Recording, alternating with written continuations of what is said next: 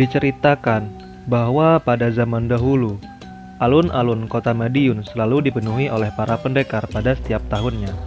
Karena di sana selalu diadakan pencaksilat dor, yang mana sekarang telah berubah nama menjadi Tarung Bebas. Dan masih dilestarikan di daerah Jawa Timur, tepatnya di Kediri dan Probolinggo. Diceritakan pada tahun sekitar 60-an, diadakannya pencaksilat dor yang diadakan di alun-alun Madiun itu. Yang mana pada saat itu terdapat seorang pesilat tangguh yang sangat sulit dikalahkan.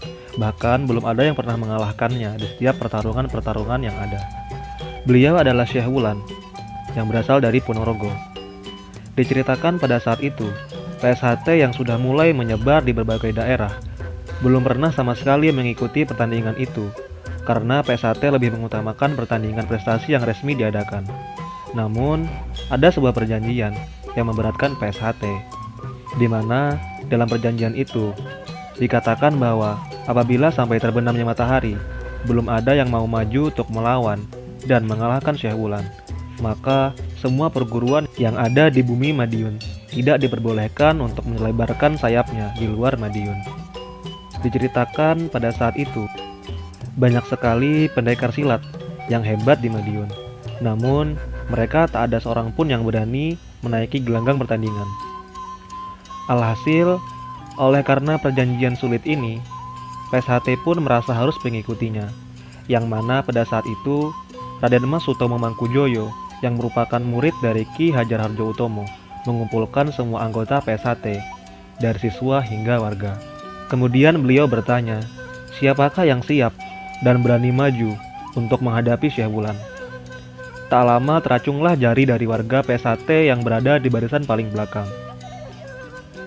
Siapa sangka, ternyata beliau adalah Raden Mas Imam Kusupangat. Raden Mas Sutomo Mangkujoyo tersenyum dan mengizinkannya untuk mengikuti pertandingan. Ada yang menceritakan bahwa Eyang Badini yang merupakan penyempurna lambang PSHT, beliau mendudukkan Imam Kusupangat di atas tampah yang berisikan kacang hijau. Dikarenakan pertandingan tersebut bukan hanya pertandingan adu kehebatan pencaksilat saja, namun juga mengandalkan kanuragan dan kadikdayan atau kesaktian. Setelah ritual selesai, beliau tidak langsung menuju lokasi pertandingan. Namun, beliau pulang kepada ibunya untuk memohon doa restu. Setelah beliau mencium kedua kaki ibundanya, yaitu Ibu Raden Ayu Kusmiatun, beliau kemudian pergi menziarahi makam ayahnya, yaitu Raden Mas Ambar Kuesensi. Setelah semua selesai, barulah beliau menuju gelanggang pertandingan. Diceritakan bahwa beliau hanya pergi seorang diri, tanpa diantar oleh siapapun ataupun saudara-saudara dari PSHT. Beliau sendiri yang meminta kepada saudara PSHT untuk tetap tinggal dan menunggu kabar dari kedatangannya saja. Sesampainya beliau di gelanggang pertandingan, kedatangan beliau kemudian disambut oleh Raden Mas Sutomo Mangkujoyo dan beliau berpesan, mati hidupnya PSHT ada di tanganmu sekarang.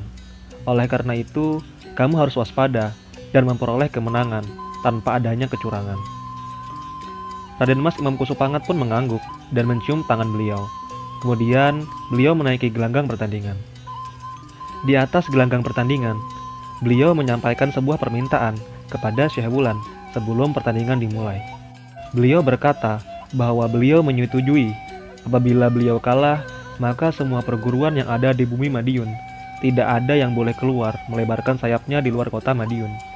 Namun, apabila beliau menang, maka beliau meminta agar santri-santri beliau masuk dan mengikuti latihan di PSHT.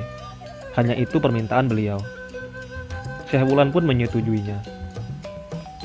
Banyak yang mengira bahwa pertandingan ini merupakan pertandingan hebat yang berjalan sengit dan lama. Siapa sangka, pada kenyataannya Syekh Wulan sudah terkapar dan tak dapat melanjutkan pertandingan hanya dalam jangka waktu 1 menit 58 detik saja. Maka Raden Mas Imam Kusupangat dinyatakan sebagai pemenang dalam pertandingan itu. Alkisah diceritakan, pada 10 tahun berikutnya, di tahun 70-an, Syekh Wulan bertandang bersilaturahmi ke rumah Raden Mas Imam Kusupangat. Terlihat tidak ada permusuhan dan dendam di antara keduanya. Bahkan, Raden Mas Imam Kusupangat sampai mencandai Syekh Wulan dengan bahasa Jawa. pripun menawi kulo lan panjenengan gelut malih. Yang artinya, bagaimana jika saya dengan sampean bertarung lagi, sambil tertawa. Kemudian Syekh Wulan pun ikut tertawa lepas. Diceritakan bahwa Syekh Wulan membolehkan santri-santrinya untuk bergabung dan mengikuti latihan di PSHT dan mendukung PSHT untuk melebarkan sayapnya di seluruh penjuru Pulau Jawa, di luar Pulau Jawa, bahkan sampai ke luar negeri. Anggotanya pun kian bertambah dan terus berkembang pesat hingga sekarang.